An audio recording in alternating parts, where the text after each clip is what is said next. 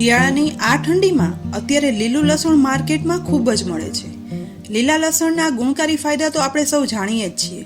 માટે જ રસોઈમાં લીલા લસણનો ઉપયોગ રીંગણનો ઓળો, લસણીયો રોટલો, લસણની ચટણી આમ અનેક શિયાળુ વાનગીમાં મેક્સિમમ કરીએ છીએ. પરંતુ વર્ષો પહેલાં ગામડામાં લોકો લીલા લસણનું શાક પણ બનાવતા, જેને તેઓ લસણીયું કહેતા.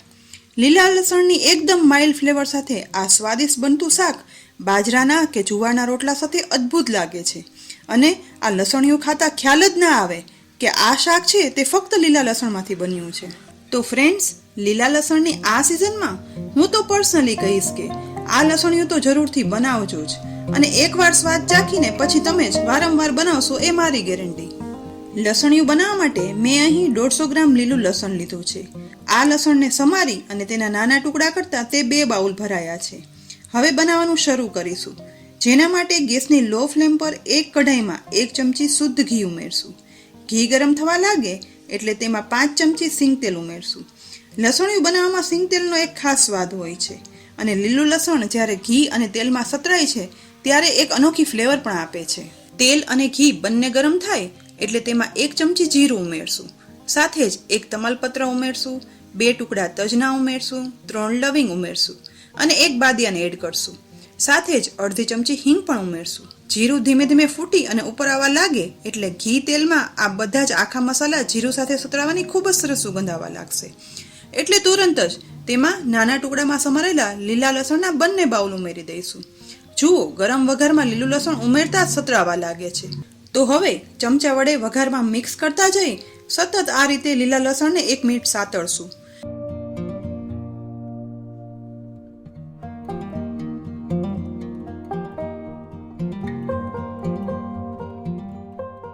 હવે વઘારમાં લસણ છે તે સતરાવાની ખૂબ સરસ સુગંધ આવવાની શરૂઆત થઈ ગઈ છે.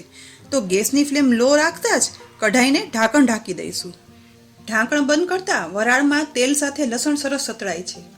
આ રીતે લસણને ફક્ત 1.5 મિનિટ જ સાતળવાનું છે અને પછી ઢાંકણ ખોલી લઈશું. જુઓ, વરાળમાં લસણ સતરાવાથી તે થોડું સોફ્ટ પણ થયું છે અને કલર તેવો જ રહ્યો છે. લસણીયું બનાવવા માટે આપણે અહીં લસણને ગોલ્ડન બ્રાઉન કે ડાર્ક બ્રાઉન નથી સાતળવાનું, પરંતુ ગેસની લો ફ્લેમ પર મિક્સ કરતા જઈ લસણ થોડું સોફ્ટ થાય અને સહેજ ગુલાબી જેવા કલરનું બને તેટલું જ સાતળવાનું છે, જેથી શાક લીલા લસણની એકદમ માઇલ્ડ ફ્લેવર સાથે સ્વાદિષ્ટ બને. હવે જોઈએ તેવું લસણ સતળાઈ ગયું છે. મેં અહીં લીલા મરચાં અને આદુની 2 ચમચી પેસ્ટ બનાવી છે. તો આ આદુ મરચાંની પેસ્ટ છે તે ઉમેરશું. સાથે 3 મીડિયમ સાઇઝના ટમેટાની ગ્રેવી બનાવી છે. તો આ ટમેટાની ગ્રેવી પણ ઉમેરશું અને હવે આ બંને સાતળેલા લસણમાં એકદમ સરસ મિક્સ કરશું. અત્યારે શિયાળામાં ટમેટા બહુ સરસ આવે છે, માટે ટમેટાની માઇલ્ડ ખટાશ સાથે લસણિયું બહુ સરસ બને છે.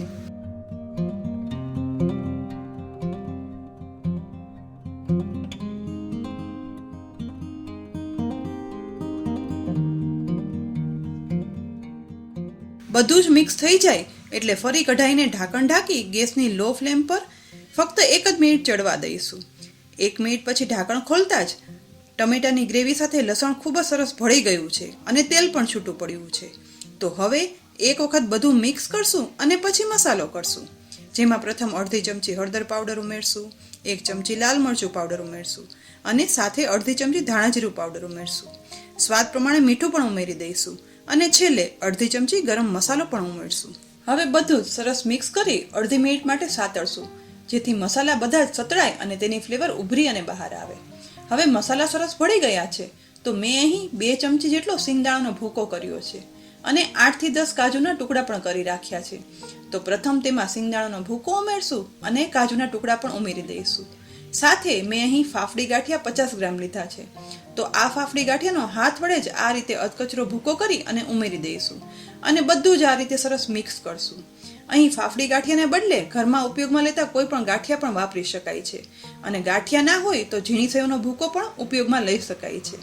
અહીં લીલા લસણમાં ટમેટા, ગાંઠિયા, કાજુ અને સિંગદાણા ઉમેરવાથી આ શાકમાં બીજા સ્વાદ સાથે લસણની ફ્લેવર એકદમ બેલેન્સ થાય છે, જેથી રોટલા અને પરોઠા સાથે ખાવામાં ખૂબ મજા પણ આવે છે. સાથે જ લીલા લસણને કારણે આ શાક એકદમ ફ્લેવરફુલ બને છે.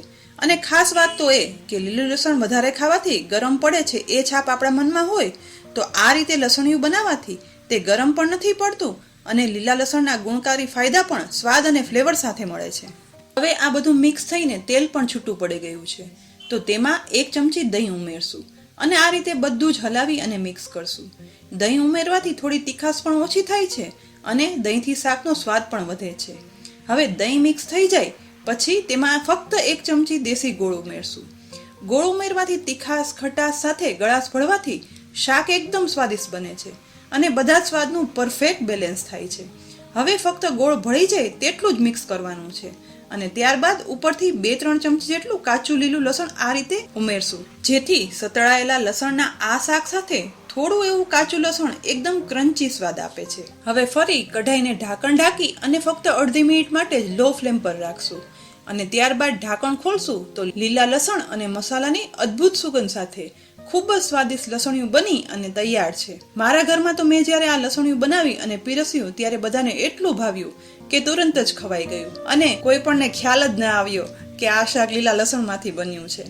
તો ફ્રેન્ડ્સ, હું તો ફરીથી તમને કહીશ કે આ શિયાળામાં ફક્ત એક વખત તો આ લસણિયું બનાવી અને તેને રોટલા સાથે જરૂરથી માણજો જ અને પછી મને કહેજો કે તમને આ લસણિયું સ્વાદમાં કેવું લાગ્યું. ફરી મળીશું એક ઉપયોગી રેસીપી સાથે. ત્યાં સુધી આવજો.